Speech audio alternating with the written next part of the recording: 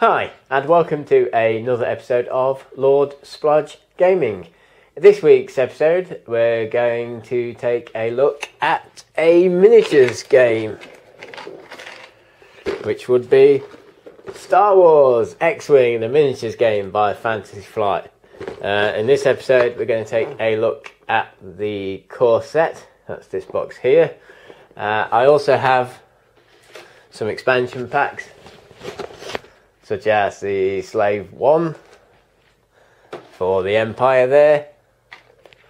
The A-Wing here still boxed up, as well as a Y-Wing which is in a different box somewhere else.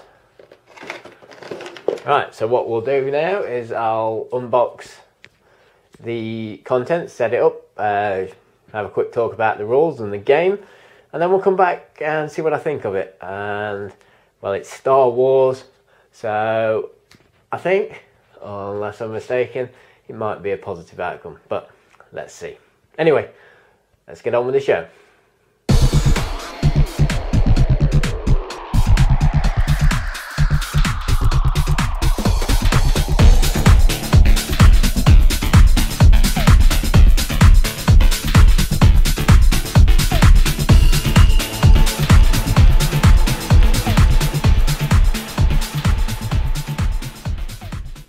So here we have the Star Wars game, sort of mostly unpacked.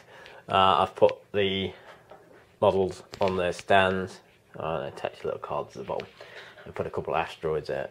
And essentially, the aim of the game is to shoot down the opponents. Or in the back of the rulebook, there's also some missions that you can do, such as escorting the shuttle and so on and so forth. But in the starter set, the Rebel player gets this X-Wing.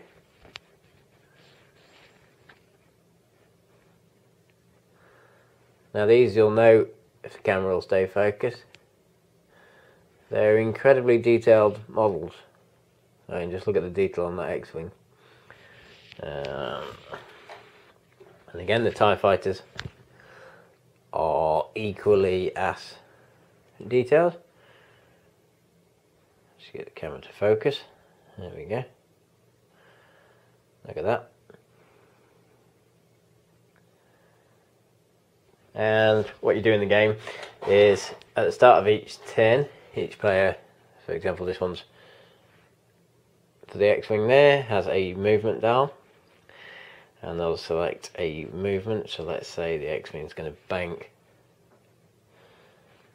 3 to the left there, so they'll secretly put that down next to the ship. The TIE fighter pilots will do the same. So the TIE fighters are going to, let's say they'll go 3 forward. Now that's marked as green. Some movers, some stiff.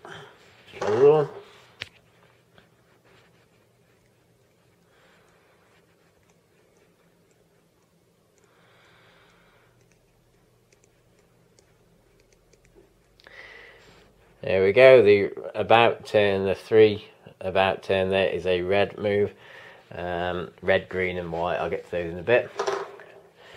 But each player has a choice of pilots, and in the squad building rules, sort of tournament rules, each player or a piece of equipment has a points value. So this basic academy pilot, he's cheap but he's not very good.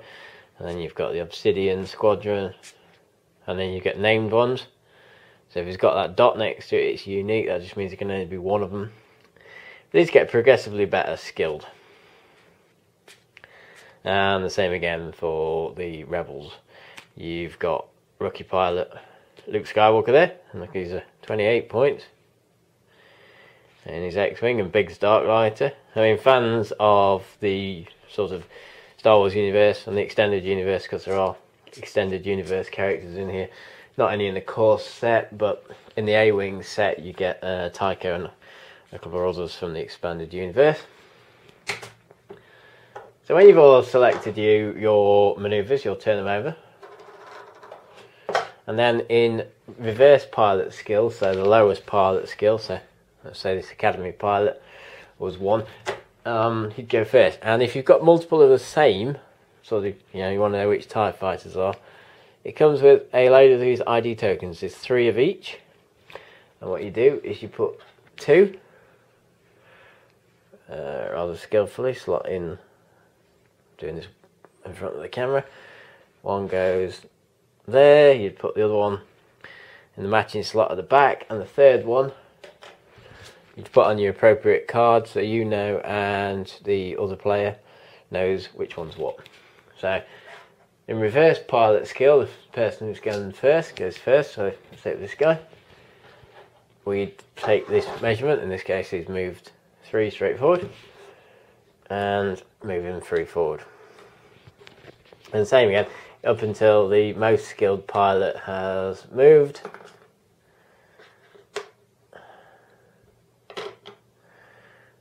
Like so. Oh, and this guy at the end here. So there you go, everybody's moved. And also on the base you slot in the appropriate card. There's a card for each player, and it gives you the statistics there, so you can see the pilot skill, attack, dodge, hull strength and shield strength. Our TIE fighters don't have shields.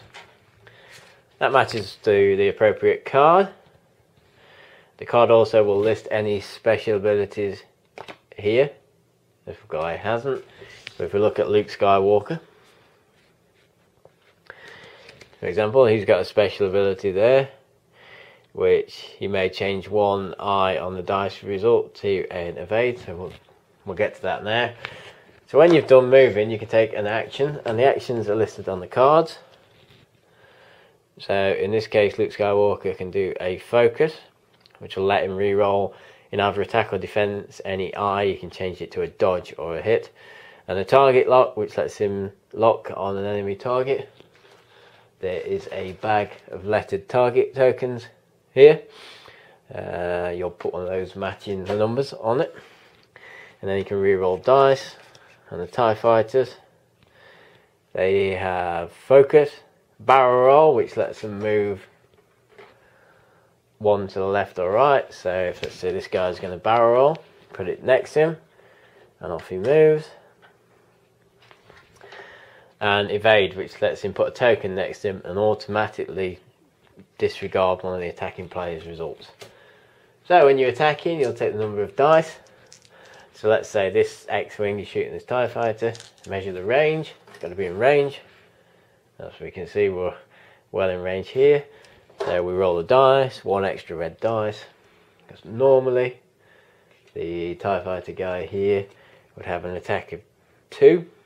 He hasn't, he's going to take, so now he's got 1 extra dice for 3. And that's 2 hits. That's marked by the two little star icons there. One of the star icons has got a hole in the middle of it. That's a critical hit. And if that doesn't get blocked, you get one of these damage cards, but you don't get it face up. That indicates 1 damage. You turn it over, and you'll get some sort of effect. In this case, it's damage cockpit. After the round in which you receive this card, treat your pilot skill as 0. So you move first next round. And there's lots of different effects on there. So, damaged engine. Any turns are counted as red manoeuvres. And then the defending player, so the X-Wing, will get to roll his defense, in which case the X-Wing gets 2 defense. He'd get 3 if I was shooting at range 3, because you get 1 extra. So, and as you can see, he's got 1 evade, which means he loses 1. If he shields, because the X-Wings get shields, and when his shields are gone and his hull's gone, he blows up and he's out of the game. That proceeds. There's obstacles, like asteroids you can run into, and there's upgrades you can give to certain ships. R2-D2, as everybody knows. Determination, which lets you ignore a critical pilot result. Marksmanship, which lets you change another R2 and proton torpedoes. Now you have to use the target lock to fire proton torpedoes. And at the bottom of each card will be an indication of what upgrades that one can have. So for example, this big Starlighter can have proton torpedoes and an astromech. And if we try and find one of the TIE Fighter guys, here we go. Black Squadron pilot can have one of the sort of skill upgrades there. And I talked about focus, which would let you turn one of these eyes on the defense roll into an evade, or one of these on an attack roll, same as eye again, into a hit. So after you've moved, you do your actions, so focus, target lock, and then during combat, that's when you'd spend it.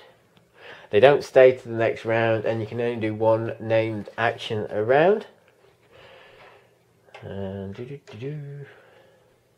that's it, that's how it proceeds through. If you do a red manoeuvre, like I was saying, and never actually got around to explaining, you'd get a stress token, which is the one of these in here is a red exclamation mark there. That's the focus token there. You put these next to say what you're doing, and that means you can't do any actions while you've got the stress token on. So you can't do another red manoeuvre, and you can't do your actions. You can still shoot in combat. If you one of these green manoeuvres on the dial here, that's if you do one of those, just find one on this dial. Greeny, greeny, greeny. There we go. Green for the X-Wing. That gets rid of a stress token. And that's about the game in a nutshell. It's quick to play, rules are fairly easy, and there are plenty of expansion packs. A couple of issues. One, these stalks, somebody's going to break them at some point, and I don't think you can buy any spares at the moment. So that'd be a case of the super glue. Models, finely painted, nicely detailed. A little bit, yeah, my X-Wings, one of the guns was bent. I straightened it carefully. But yeah, that might get bent or broken. You've got to be careful with those. Fantasy Flight, only give you the X-Wing and the 2 TIE Fighters. So it's a bit stingy. You've got to buy extras. And really, only 3 of each dice. The X-Wing at range 1 will roll 4 of these red dice. So that's a bit tight, Fantasy Flight. But other than that, the components are excellent quality. These manoeuvre templates are solid pieces of cardboard. These dials are excellent. You have to clip them together yourself, but they're tough and come with a plastic insert. The small Hobbit cards, Fantasy Flight's trademark. Don't like them, too small, but the artwork's nice and the text's clear. The big size cards, they're lovely. Yeah, nice Empire or Rebel background, clear text, clear instructions down the side there, can't fault that. The measurement ruler, again, it's got Empire and Rebel scum, Rebel side.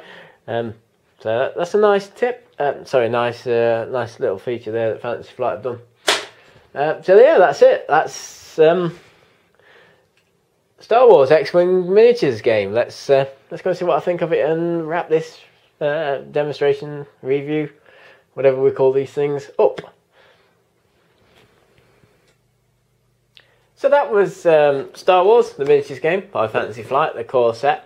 As you can see in the set, you only get an X-Wing and 2 TIE Fighters, as well as all the rules and tokens you need to play the game. But don't let that put you off. This in the UK you can get for about £22. So that's about half the price of one of these full price games over there.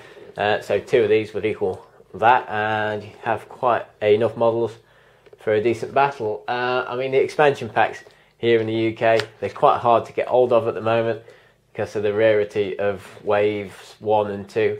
This A-Wing, for example, is a wave 2. You can still get those but as I'm going to be an Empire player, I've been trying to get hold of TIE Fighters.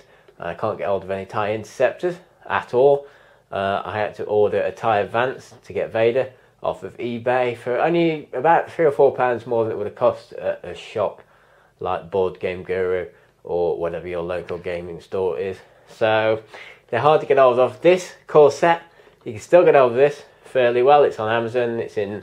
This is from my local friendly gaming store, so you can still get this for the moment. I do believe that Fantasy Flight will be reprinting a lot of the Wave 1 and 2 ones when they re-release this, or the Wave 3, but they've not announced anything yet. But rumours is that it might be the middle of the year, so we'll see. Anyway, that you can get the core set, so you're alright, and it's well worth getting. It is an excellent game. Now, in the past, I've had problems with miniatures games where they tend to be fiddly about measurements. I used to be a Warhammer Fantasy Battle player, in fact still do from time to time, and that kind of fiddling, measuring with a ruler can cause arguments, whereas the templates in this, we've played it 3 or 4 times, not one argument yet. These figures on the little stands, as you saw earlier in the video, they're quite easy to nudge, so you have to account for that. And the pegs look like they might break if you're not careful, along with some of the miniatures, like the X-Wing looks very delicate, for example. The Y-Wing not so much. I think the Slave 1 might be a bit delicate as well, but if you're careful you're alright. But yep, an excellent game. If you like Star Wars, it's a no-brainer. If you like miniatures games, then again I'd suggest you get it. But Star Wars, that's all I'm going to say. That's all you need to know. If you like Star Wars, go and get it. And that's it for this time, so stay tuned for more videos coming real soon. Bye.